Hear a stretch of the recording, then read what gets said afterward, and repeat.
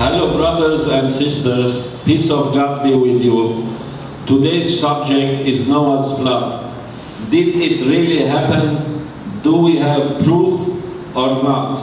All the world cultures have spoken about it.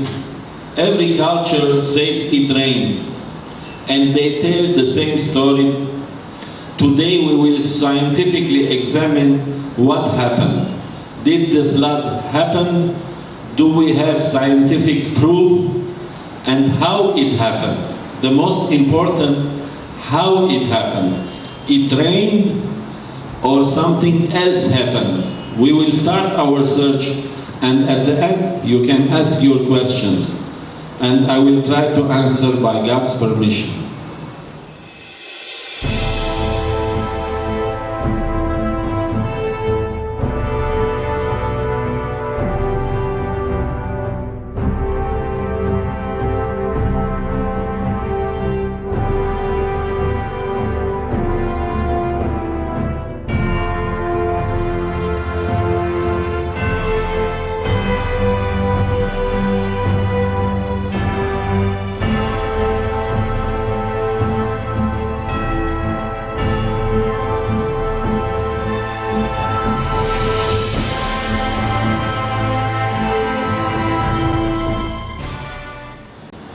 Okay, we will start checking a couple of verses. First, we will check on the Bible to see what it is telling, how the flood has happened. It tells that it rained for 40 days and 40 nights, and I will destroy the face of the world. The Bible tells that it rained, 40 days rain. Okay, we will see another scripture to see if it's telling again rain. This is from the Quran. He's not speaking about rain. He's telling they will be drowned. But we didn't see any rain. Indeed, they will be drowned. Drowned how? By rain or something else? We will check this. First of all, we will find the proof if it happened any floods. Now we will start watching a video about the Black Sea. The Black Sea, they have discovered that there was a city under the Black Sea. And the Black Sea, it was a small lake, freshwater lake, after it became a sea. Now we will search a scientific proof so that we prove, first of all, that the flood happened. We are searching the proof now. We will speak about the cultures that speak, all the cultures that speak about the flood. After we will search the proof. One of the oldest and most widespread stories of divine or unearthly intervention in human events can be found in the many great flood myths. There are flood myths all over the world, not just in the Bible. You can find them all throughout South America. You can find them in Native American traditions. You find them in the Celtic traditions, the legend of the Ragnarok, the deluge. It's in Asia. Native Africans have flood myths. So the story of Noah is not an isolated event that only happens in the Bible. It's part of a bigger story. The oldest documented flood myth is the story of Utnapishtim in the Epic of Gilgamesh. The ancient Sumerian tale was discovered on a series of clay tablets dating back thousands of years. Utnapishtim has a story which is almost identical to the story of Noah. There's only a few slight differences. In the Utnapishtim story, the beings that spoke to him and warned him about this spoke through the walls of his house. And his house then became the craft that was used to evacuate. Like Noah, Utnapishtim collected every type of animal in anticipation of the flood. But could it have really been possible to collect every type of animal and fit them all in a single craft? Okay, we have watched now that all the cultures of the world, they spoke about the flood before the Bible. Gilgamesh, it's before the Bible, 1,500 years old. All the cultures, they spoke about the flood. Okay, we will now search the proof if the flood did really happen. We will search the proof. Now they will search under the Black Sea because the proof is preserved. Nobody can down there. Now they will go under the Black Sea. We see what they have found. On the Black Sea, there appeared to be an older, ancient shoreline. Was this possible evidence of an ancient valley with a smaller body of water at its center? A valley that would have been overwhelmed by a mega flood. We knew we had it. We knew. We could see right there. If this goes on like this for the next few days, we've got it. The preservation of landscape was one of the first clues that the transformation of this lake to a saltwater sea was extraordinarily abrupt. Pittman and Ryan believed they had proof to support their idea, but it wasn't going to sway the entire scientific community or the rest of the world. They needed indisputable evidence that the Black Sea flood reshaped the earth and gave rise to the story of Noah.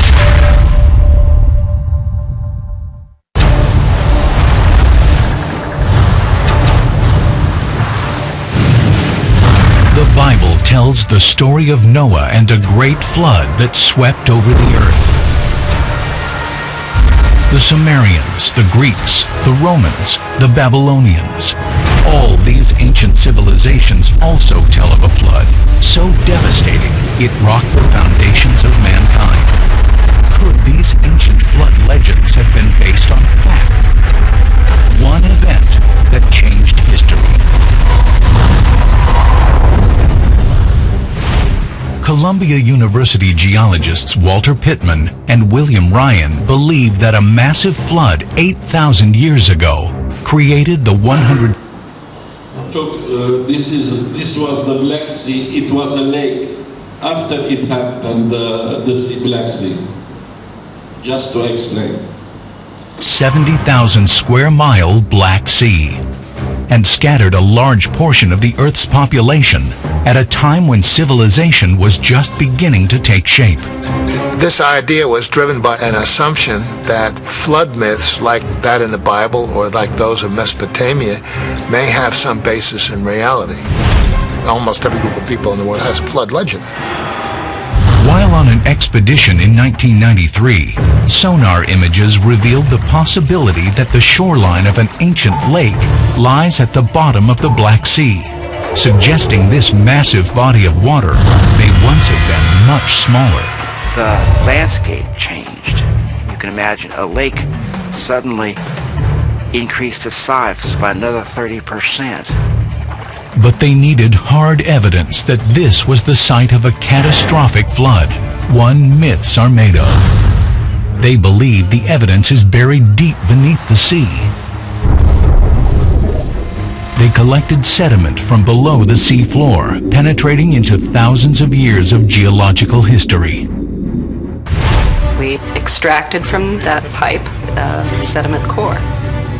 Then our job was to take that mud and make something of it, figure out what it was telling us. Hidden within the cores, like the ones held here at the core repository at Lamont Doherty Earth Observatory, was the first bit of proof Pittman, Ryan, and Major had been seeking. Evidence of life that could only come from a freshwater lake. In the case of the Black Sea shelf, there were living lots of mollusks. When this was a giant freshwater lake, those mollusks are tiny, what we call today zebra mussels. Mollusks this size are usually only found in freshwater. Those that live in the ocean are bigger, more than double. Okay, I hope you understand till now. I will explain little after we continue.